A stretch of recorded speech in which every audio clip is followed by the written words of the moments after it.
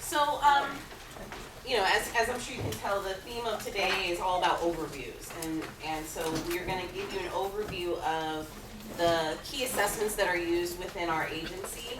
And then tomorrow you'll have an opportunity to go in a little bit more depth with the TABE, which is one of our primary assessments, and it's kind of the foundation for everything. It's how we figure out where to place students.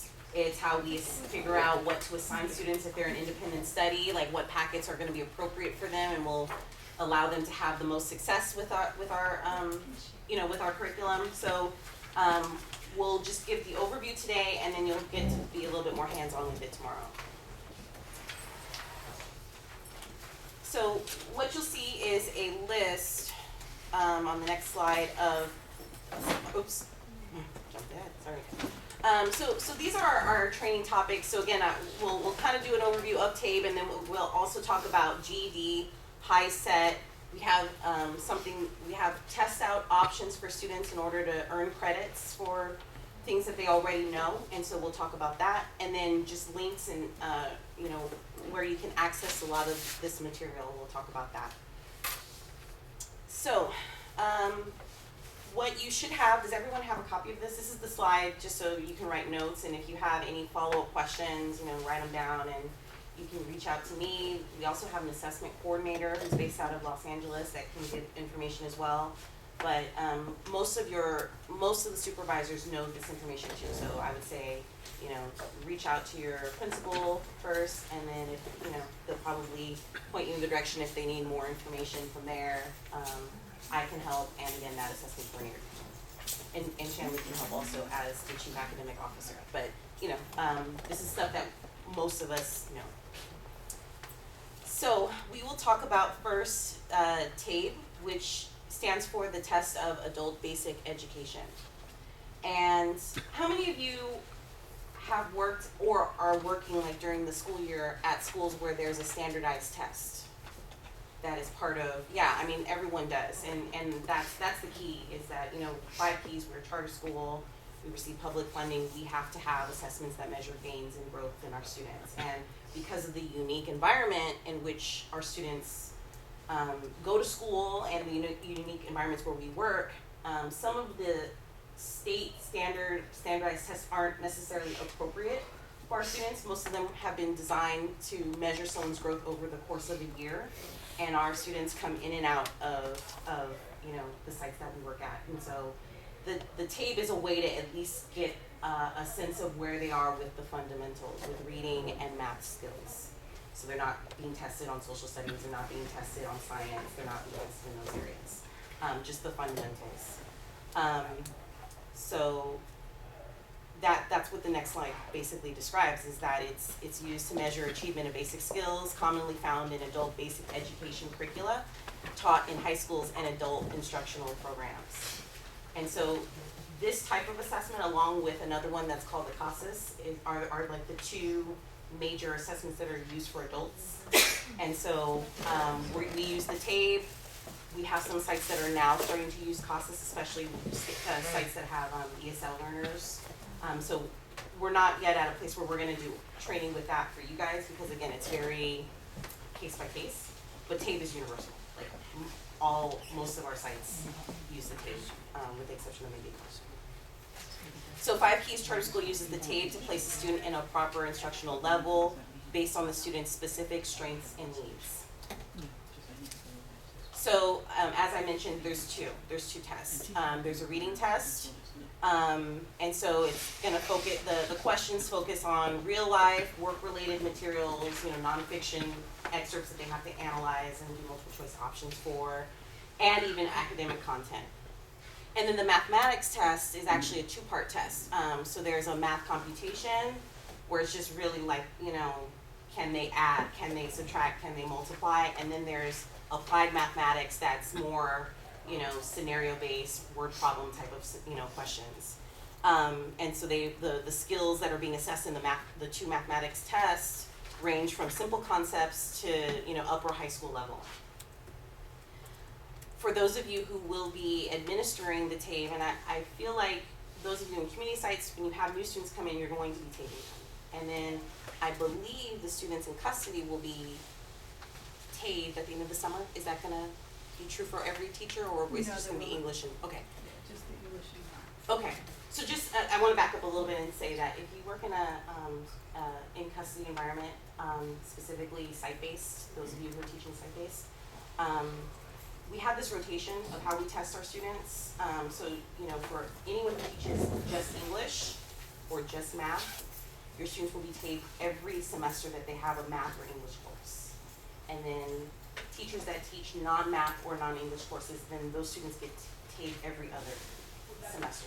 And so it's like we're consistently looking at growth in these courses, and then we also want to assess students in reading for those non-math English courses, because there should be reading integrated into every subject matter. So, so some of you will be taping your students this semester, and some of you will not be. But your Cynthia will let you know, and will prepare you with the materials for that when you guys are ready. You guys see a slide about pre and post, but you're gonna get to, is it a pre and a post, or just a post? It's gonna be post, because most of the students will have been assessed when they came into custody, or they, you know, just were assessed like at the end of this last semester, so then now we're just seeing how they do with this new semester. So the testing times for each exam, the reading test is 25 minutes, the math computation is 15 minutes, and then the applied mathematics is 25 minutes. And so a calculator is used for the applied, but not for the computation. And calculators should be used unless it is not approved by the facility. We do have some in custody sites that they don't allow students to have that type of technology. So this just shows the levels of TABE. Whether you're doing an online TABE assessment or doing the paper version of the TABE, there's levels of tests that will, you know, cover certain grade level equivalencies. So there is a literacy test. We don't use it very often, but and the reason is because it involves proctor dictation. So it's very hands-on with that one student. We usually start our students off with E through A. So that's kind of like the bulk of where we do our testing. And so the easy level covers questions that are within the range of first to sixth grade, you know, equivalency. Medium covers 3rd through 9th, difficult 4th through 12th, and advanced 6th through 12th. So we're just, you know, so usually we can diagnose where a student will be placed to do the initial test, and then based on where we place them, then we can see like what their actual grade level is. Did you have questions? Well, I just thought easy was 1 to 3, but it goes, if there's an overlap and all. There is an overlap, right, because, yeah, if we're post-testing, then we want to see that they've gained, so they could jump a couple grade levels. So we want to make sure that all the tests kind of have that big range to allow to see the growth. So pre-test and post-test, sorry, post-test. So pre-test is something that is required for all students. And again, usually this happens at intake. When students first come and enroll with us, that's usually when we pre-test our students. And it should be done within 1 week of enrollment. So maybe they come in and you register them with everything else, but then like, oh, I gotta go to work. So then you would say, okay, the next time you come in, we're gonna test you. But you know, for those of you who work in community sites. So it has to be done timely so that we can even give them because technically you shouldn't even be giving them curriculum unless you know their TABE score. So it has to be done within that initial stage of them coming to your site. Can I ask Yes. Oh, yes. And then, how long are they usually like in jail before they start the program?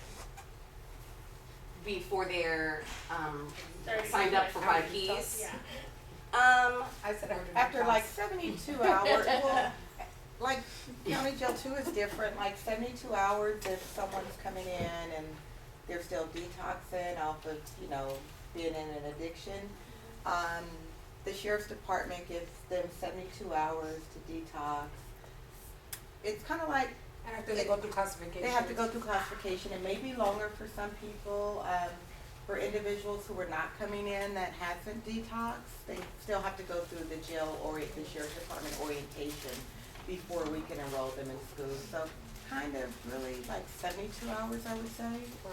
So are the That's- pre-test scores usually pretty accurate based on like what's going on as they're coming into the system? Like, because you're talking about like detoxing and like I know there could be some anger involved with like being put in jail. So I'm wondering like are the scores pretty accurate and consistent based on like the situation? I think there's always room for human error Yeah. on the part of like wherever a student is. Right. We have students that refuse to program and then they just kind of do whatever on the test and just Right. like here, you know? And then once they kind of warm up to their teachers and stuff and they're more invested and we could tape them again.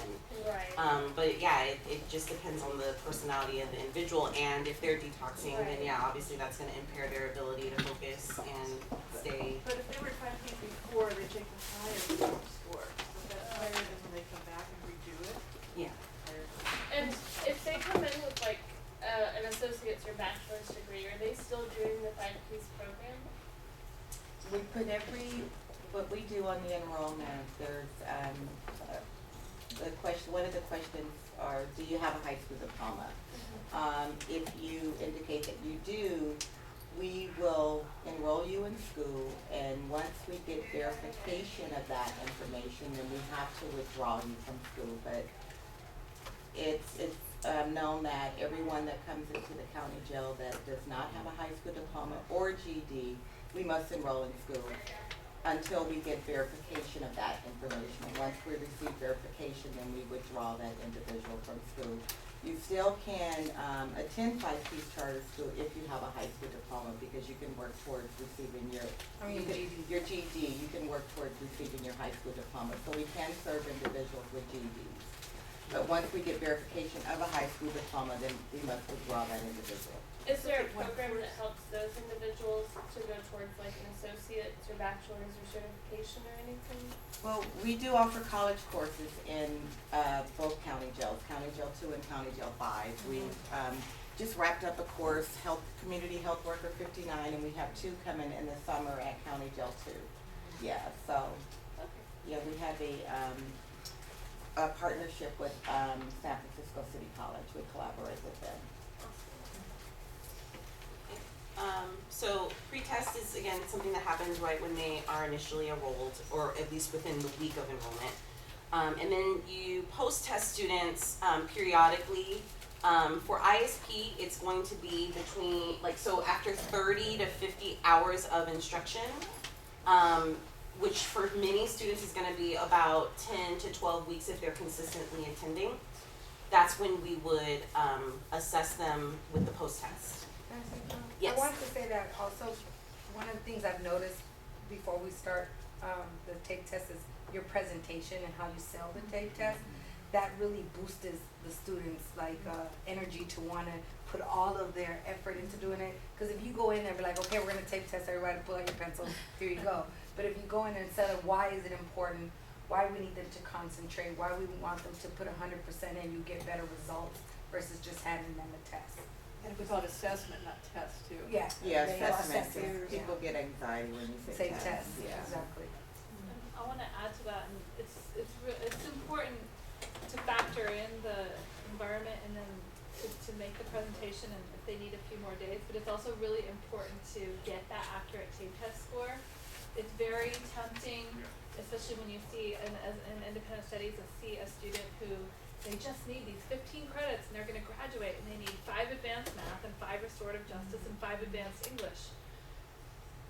If their TAPE test is a 4.2, which is like they're reading at an elementary school level, they can't do that work to the level that they need to. And while we really want our students to graduate, in the year 2016, having a high school diploma in and of itself that's not the end game. They have to be prepared to go on to the next level. They have to have, and Dork is going to talk about college career readiness tomorrow. But that it's really tempting because, and I've taught independent studies before, and it's like usually think, well, they just need these 15 credits, and I'm going to help them as their teacher.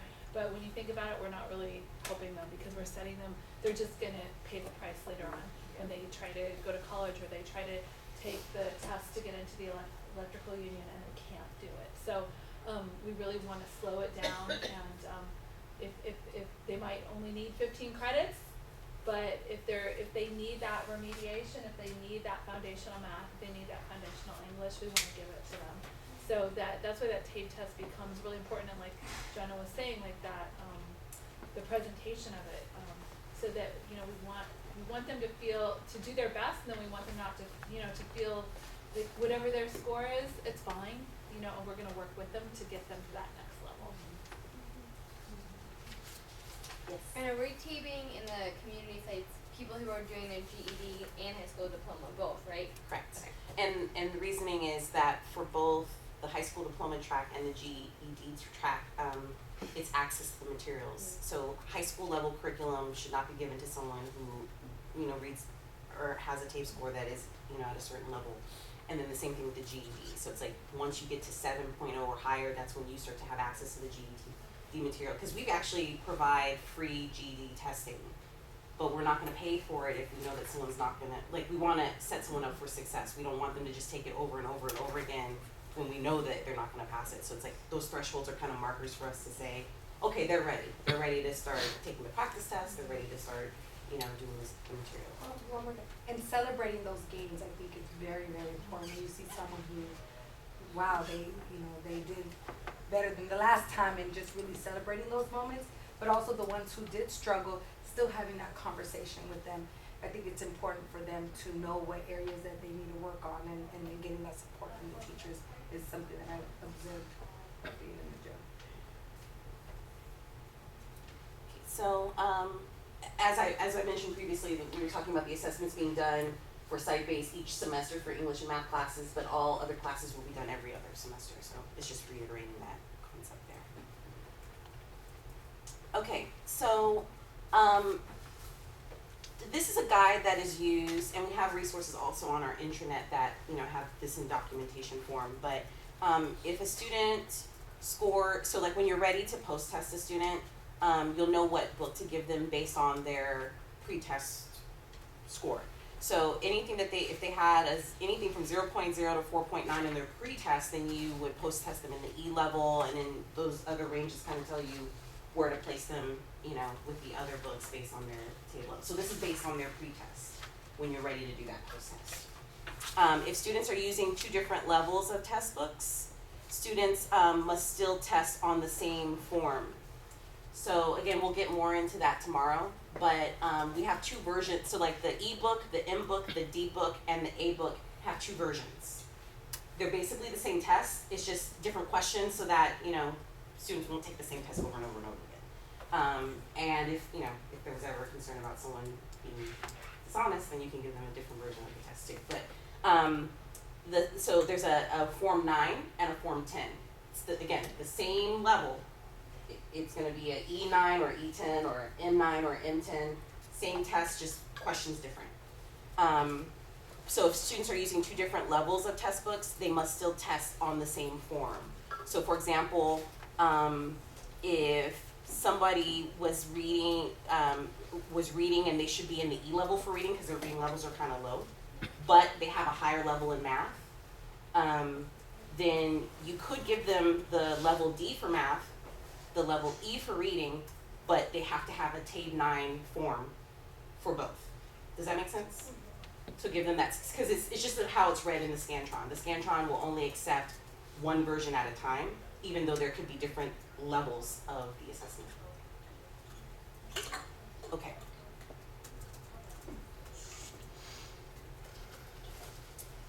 So there's different versions of the test, and this is going to vary by site. So as we meet with you guys on Friday to kind of talk about your specific site, some of you will be using a paper and pencil test, even if you're in a community site, just because of the logistics of where you work.